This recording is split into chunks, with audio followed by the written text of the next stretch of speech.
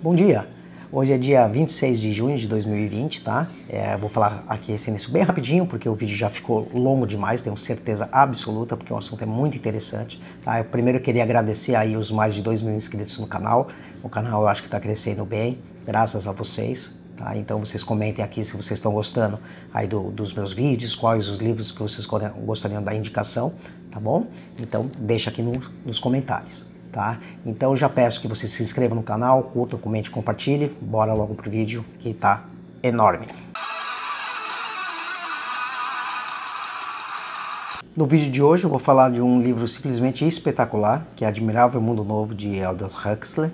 Tá? Ele foi escrito em 1932 e é mais uma distopia. Para quem não lembra, distopia, os livros distópicos ou os livros anti-utópicos, né?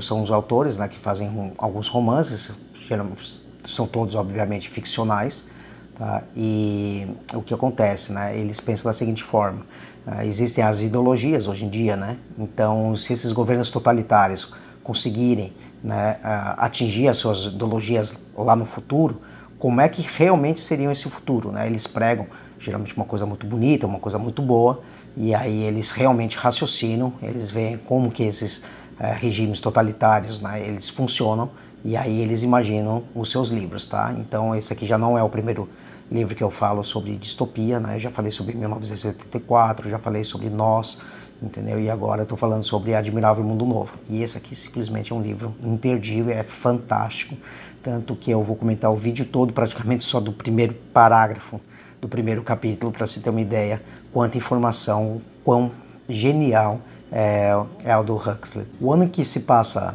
a história do livro é 632 depois de Ford, tá? Ele utiliza essa data, né, por causa de uma alusão, obviamente, de Henry Ford, que foi um inventor ali da produção em massa, né, de carros, né, de produção em massa, através da sua linha de produção.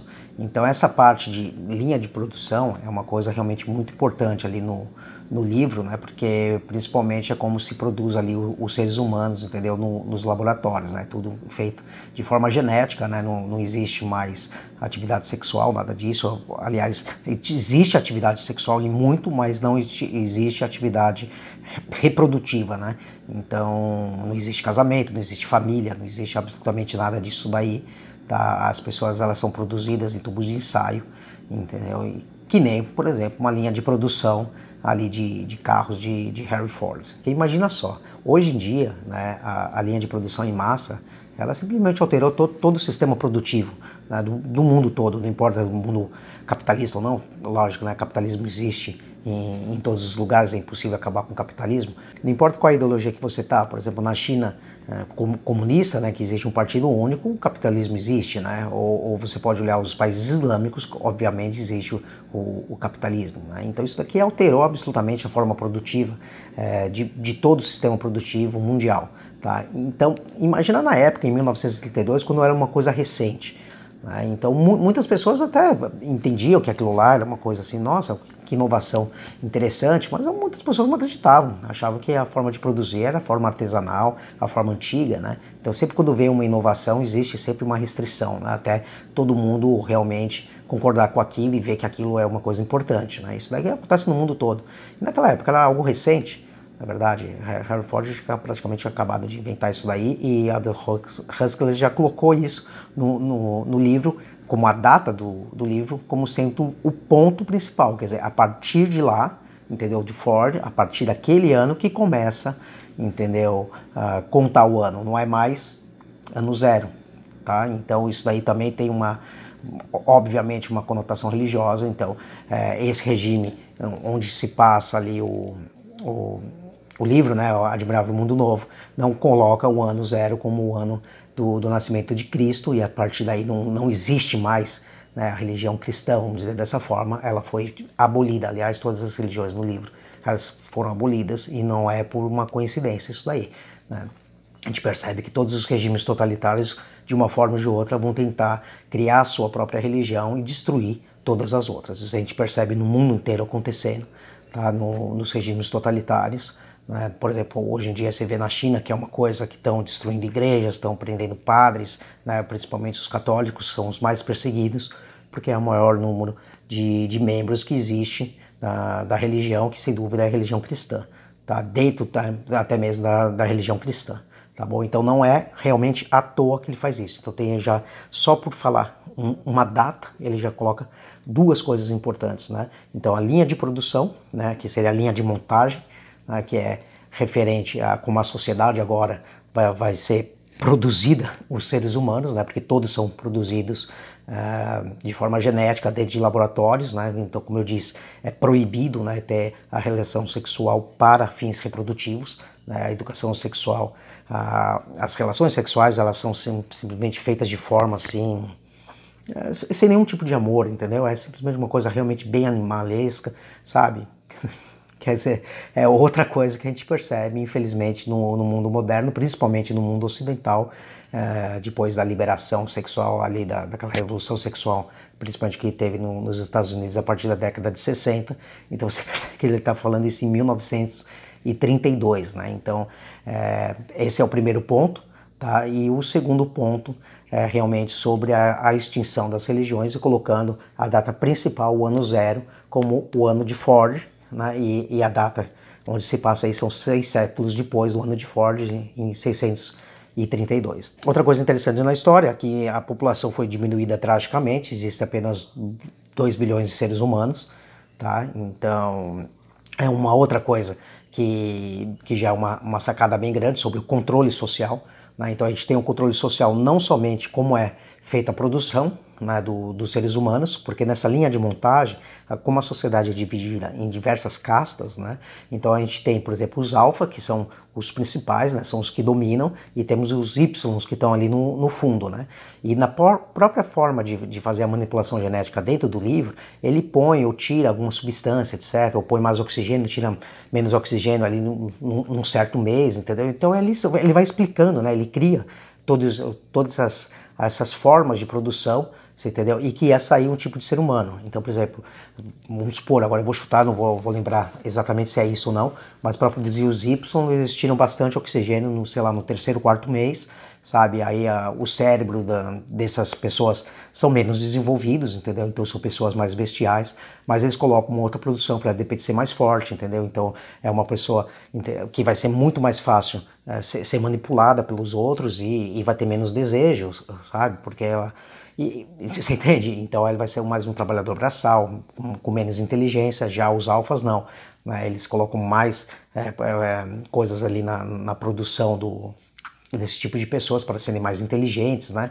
Então ele vai fazendo toda essa divisão de castas. E essa divisão de castas não acontece somente na linha de produção, que é a primeira, obviamente, onde vai ser produzidos ali os seres humanos, mas também é feita em toda a sociedade. Então os alfas, eles têm mais riquezas, mais luxos, entendeu? Eles são mais inteligentes, eles não fazem serviços braçais, eles têm diversas pessoas que os servem, né? Então seria realmente ali o politburo, vamos dizer, né, do russo, ou o politburo chinês, né, do Partido Comunista Chinês.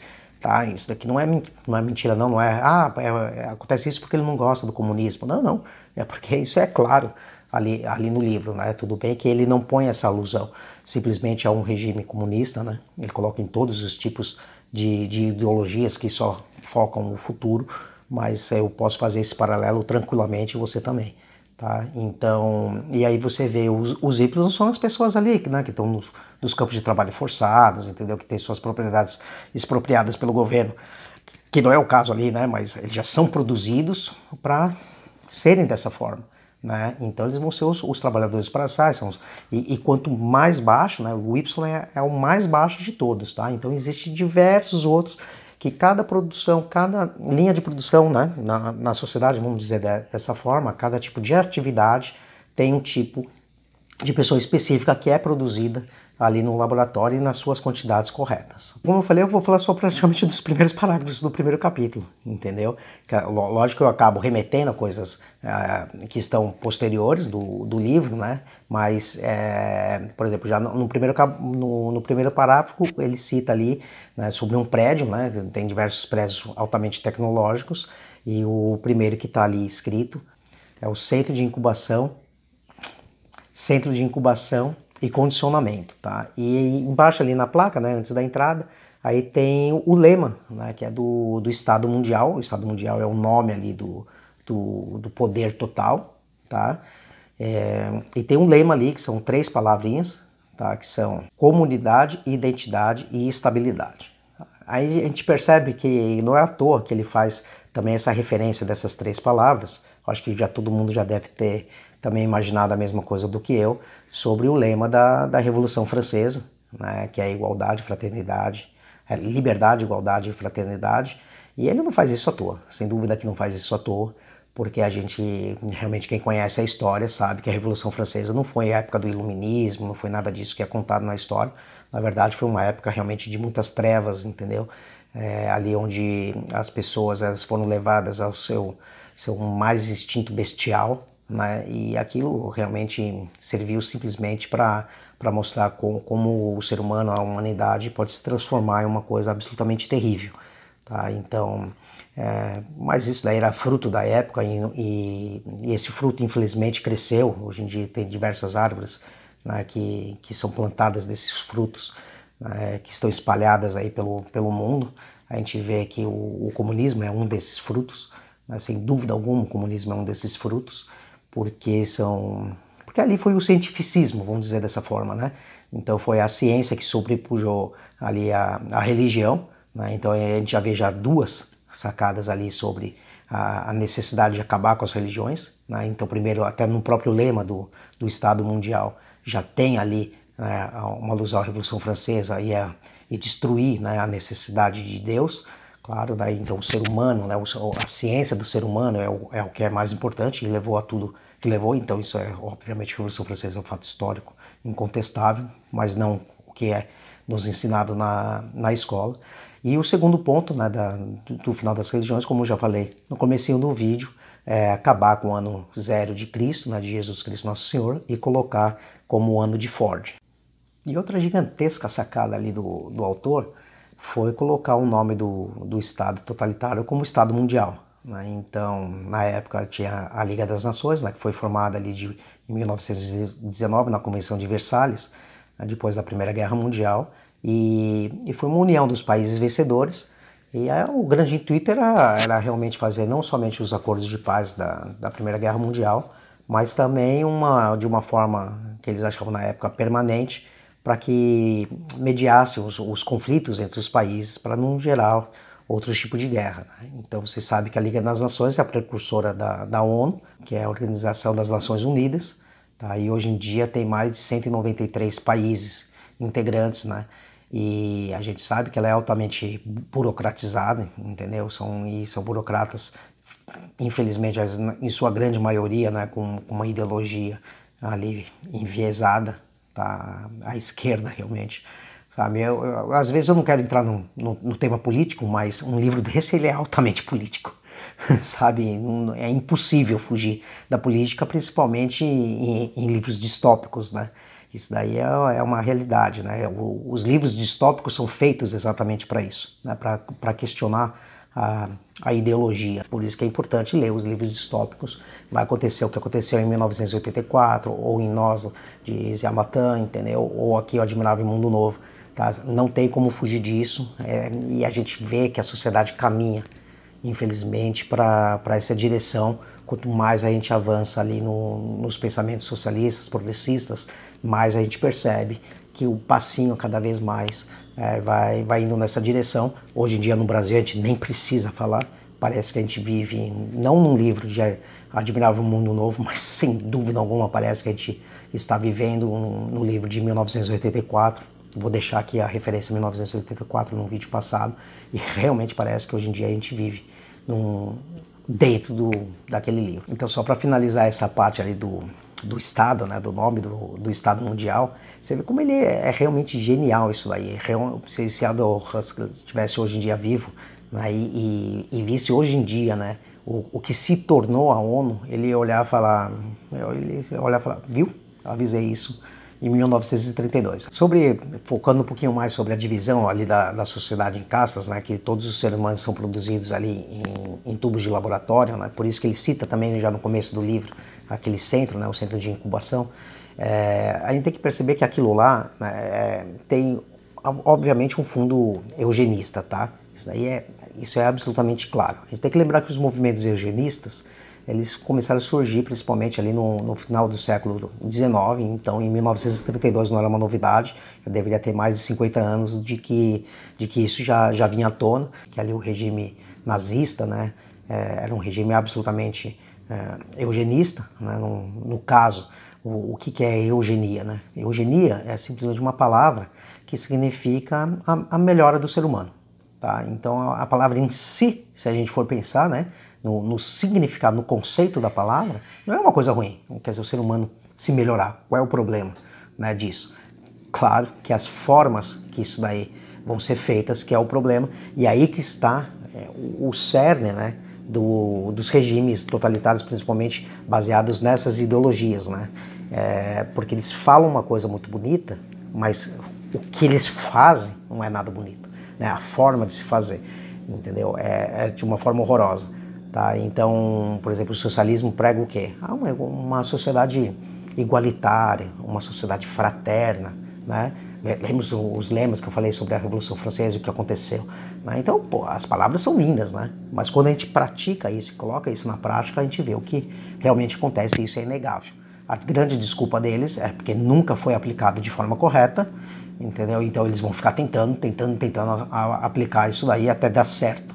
Quer dizer, é uma coisa maravilhosa, né? A gente vê quase 200 anos, como uma coisa nunca deu certo, mas eles vão ficar insistindo, e esse é o pensamento. Né? E eu não posso dizer que é simplesmente um pensamento ingênuo de algumas pessoas, alguns jovens, até pode ser uma ingenuidade, mas uma pessoa com a minha idade, 43 anos, né, 44, né, ou sei lá, depois que teve o primeiro emprego, ou pelo menos que foi procurar o primeiro emprego, pensar dessa forma é uma coisa simplesmente, desculpa, é uma coisa simplesmente estúpida.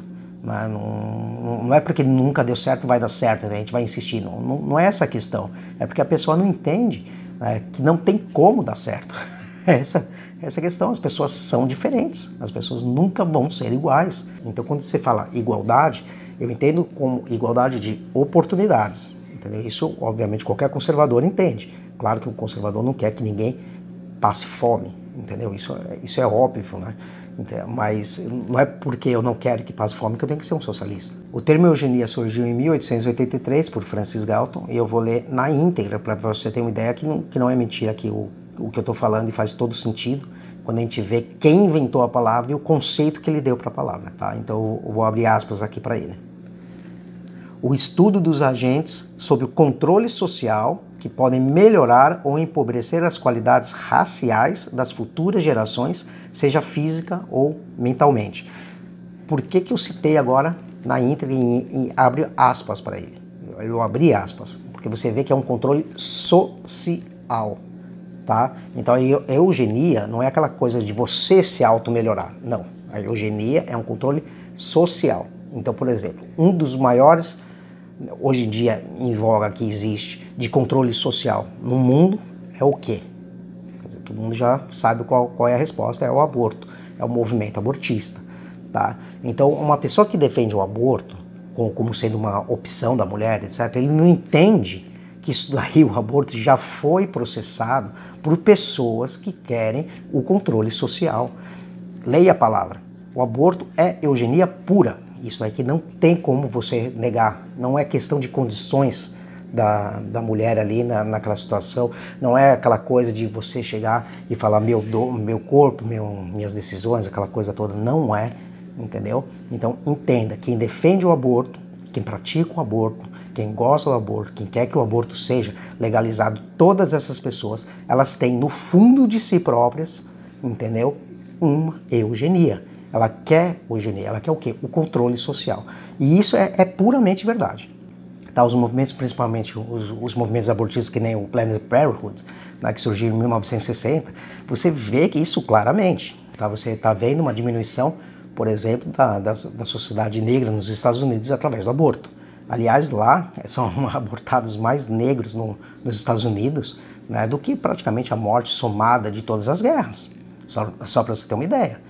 Entendeu? Então se matam crianças no ventre de suas mães, é uma coisa assim absurda por ano, é coisa assim de 50 milhões a 100 milhões de crianças que estão sendo assassinadas, então isso é um controle eugênico. E outro assunto, eu não vou lembrar agora qual é o país da Europa, mas tem diversos países lá que o aborto é liberado por qualquer motivo até o 9º mês, tá? Então a pessoa quer abortar, simplesmente aborta, sei lá, na genética teve alguma coisa ali, ele simplesmente aborta, não tem que explicar qual é o motivo. E como começou isso? Começou lá atrás. Né? Ah, vamos abortar porque a criança está sem cérebro. Ah, vamos abortar, né, porque foi vítima de estupro. Ah, vamos abortar por causa... Sempre primeiro, no comecinho, é uma coisa, né? Ah, mas todo mundo vai entender, né? Pô, imagina, aconteceu ali um estupro, pô, uma coisa terrível. A moça ficou grávida, né? Pô, gerar um filho desse, você entendeu? Então a pessoa vai lá, ah não, vamos... Ali é uma razão, sim, para abortar. Não estou falando que eu concordo, tá? Eu discordo do aborto em todas as suas razões. Tá? Ah, viu geneticamente lá que a criança não tem cérebro. Você entendeu? Ah, então, pô, não vai ter chance de vida. Então, vamos abortar, sabe? Então, tudo é motivo para querer matar. Em alguns países na Europa, eu não vou lembrar isso especificamente, não existe mais síndrome de Down. Não existe mais criança com síndrome de Down. Por quê? Quando percebe ali no terceiro ou quarto mês, né, que consegue perceber essa falha genética, o que as mães fazem? Abortam. Abortam. Há décadas não existe um síndrome de Down. Aí se alguém, sinceramente, pensar, você entendeu? Sinceramente, é a minha opinião, falar, poxa, mas vai ter um filho síndrome de Down, entendeu? É melhor realmente matar essa criança e não existir mais essa falha genética. Sério mesmo? Sério mesmo. Se você falar isso, eu gostaria que você falasse isso para todos os casais, todos os pais e mães que têm filhos de síndrome de Down. Você entendeu? Eu já conheci crianças assim, que são crianças amorosas, tem problemas? Nossa, diversos problemas, entendeu? Geralmente não chega à fase adulta, né? Ou uma fase de velhice, né? Por causa dos problemas que eles levam. Mas são crianças extremamente amorosas. Todas elas são extremamente amorosas, mesmo com todo o problema que elas têm. Você tem o que elas carregam dentro de si. Vai falar para esses pais, entendeu? Que os filhos deles não eram para estar aqui no mundo. Você entendeu? Quer dizer, é uma coisa terrível, gente. Desculpa, o movimento eugenista em si só, sabe? Ele é um movimento horroroso, sabe? É uma coisa realmente ali da profundeza das trevas. Tá? Então, você vê o movimento eugenista aqui no livro do Admirável Mundo Novo, né, que todos são feitos ali para o laboratório, então vão sair os seres humanos, os melhores. O que acontece? Eles não vão produzir só os melhores. Não vão. Porque pensa você, por exemplo, tem uma casa ali, tem uma mansão, tem um barco, tem um monte de coisa, tem dinheiro pra caramba, entendeu? Eu não estou falando nem que você roubou para ter isso, pelo contrário, você mereceu ter tudo isso. Você vai limpar o seu banheiro? Não, alguém vai ter que limpar, hoje em dia não existe robô para isso. Então, sem dúvida alguma, existem diversos tipos de pessoas que têm diversos tipos de empregos. E eu não vou entrar aqui na questão se um conseguiu mais ou teve o esforço e quem, por exemplo, às vezes é questão de uma oportunidade, questão às vezes é de capacidade, né? Mas a gente tem isso, tem essa divisão social e eu acho que é impossível a gente se livrar disso, pelo menos enquanto não tiver uma tecnologia em que substitua, por exemplo, todos os empregos, vamos dizer, de forma mais braçais. Então vamos supor que existem robôs para produzir todas as casas, existem robôs para produzir todo tipo de alimento, todo tipo de produção. Né? E aí o ser humano seria simplesmente usufruir isso daí, né? Manter isso, usufruir e consumir todos esses produtos, então todos os seres humanos teriam um trabalho intelectual. Mesmo assim, a gente tem que pensar, né, que numa fase dessa, numa sociedade imaginativa, hipotética dessa ali no futuro, mesmo assim a gente tem que imaginar que, de repente, como é que ia funcionar isso. Talvez desse certo, talvez não. Não vamos entrar também nesse detalhe. Mas entende que essa estratificação acabou ocorrendo, tá? E até mesmo no livro, eles põem o quê? Ali chega ali no tubo de ensaio, né? Põe um oxigênio a mais, tira um pouco mais, aí faz os alfas, depois faz os ys, né? Que é o mais baixo, vai dividindo a sociedade em castas. No final das contas, até mesmo nos regimes totalitários, é uma sociedade em casta, porque você tem ali quem está no topo, né, que consome as melhores coisas, então os melhores que são os membros que estão ali no partido, vou dar um exemplo ali do Partido Comunista Chinês, por exemplo, tá? Então você tem ali, que seria o Politburo, as pessoas que estão ali acima, essas pessoas aqui, meu amigo, vivem num luxo, numa riqueza extrema. Isso aí, alguém nega isso? É impossível você negar isso. Né? Aí abaixo dele tem diversos empresários, né, que são coligados, obviamente, ao Partido Comunista. Né? O Partido Comunista é dono de todas as empresas, mas põe ali os empresários que são os amigos do rei, foi o que o Lula tentou fazer aqui, né? Os campeões nacionais, foi exatamente isso daí que ele tentou fazer. Tá? E aí no final tem quem? Todos que trabalham dentro das empresas ou todos os outros, né? E todos os outros são quem? São eu e é você, tá? Então, tem que lembrar que a oposição não existe, né? Ela foi simplesmente eliminada, e aqueles ainda que resistem a alguma oposição estão nos campos de reeducação, né? Que nada mais é que campos de trabalhos forçados, entendeu? E vão ficar lá trabalhando, entendeu? Para alimentar ali a casta superior. Então, não existe, não tem por onde sair, né? Tanto você vê que o movimento eugenista, né, ele está intimamente ligado com os regimes totalitários. Todos os regimes totalitários, eles de uma forma ou de outra faz a eugenia, tá bom? Isso aí não tem como, né? Antigamente, hoje em dia, muitos fazem através realmente dos assassinatos, simplesmente se mata, é uma forma de eugenia, não é verdade? Entendeu? Seja ideológico ou não, você pega ali uma pessoa, uma casta de pessoas, uma parte da sociedade que você não gosta, simplesmente joga fora, você mata, entendeu? E nas sociedades ocidentais, que vamos dizer democráticas, né? Que são essas sociedades que nem a nossa, né? O Brasil, os Estados Unidos e diversos países da Europa, por exemplo, eles utilizam o quê? O aborto, tá? Ao invés de matar a criança, né? Ou o adulto, né? Já nascido, nascituro, não. Vamos matar ali a criança que está dentro da barriga. É como... Aí fica nessa discussão que simplesmente é muito idiota, né? É absolutamente idiota. Ah, mas com um mês existe vida? Eu não vou nem entrar nessa discussão, tá bom? Não vou entrar nessa discussão, porque eu acho que ela é tão imbecil, porque no momento em que tem a fecundação, acabou. Se vai ter vida ou não, a célula é vida.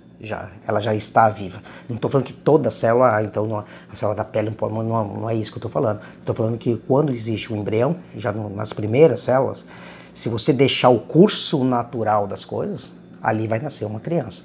Ou vai ter um aborto natural, que aí também acontece algum problema, que aí o corpo expele, entendeu? E aí não tem o que ser feito, é um desígnio da natureza, você entendeu? Mas se deixar o curso natural, na grande maioria dos casos, o que vai acontecer? A criança vai nascer. Então, se a criança já está com 2, 3 meses, quer dizer, pode acontecer um problema natural? Sem dúvida. Existem abortos naturais até quase no último momento. Existe no último momento, às vezes, é a pessoa que morre, entendeu? A criança também morre, entendeu? Então, não é esse o ponto. Espero que vocês entendam. É bem complicado falar sobre esse assunto. Você vê que o vídeo já tá enorme, entendeu? Mas é para você ter uma ideia, né, como esse livro é simplesmente genial. Isso já no primeiro parágrafo, praticamente, ele já mostra tudo isso daí, tá? Eu estou falando no primeiro parágrafo. Então, imagina como vai ser o resto do livro. Eu espero que vocês tenham gostado. Não esqueçam de se inscrever no canal, curtir, comentar e compartilhar e ativar os sininhos das notificações, tá? Para eu ter um pouquinho mais de relevância aí, que o canal crescer aí mais no YouTube, tá bom? Então, desculpa. Aí o vídeo ficou longo, mas não tinha jeito não. Que Deus abençoe todos vocês. Até o próximo vídeo.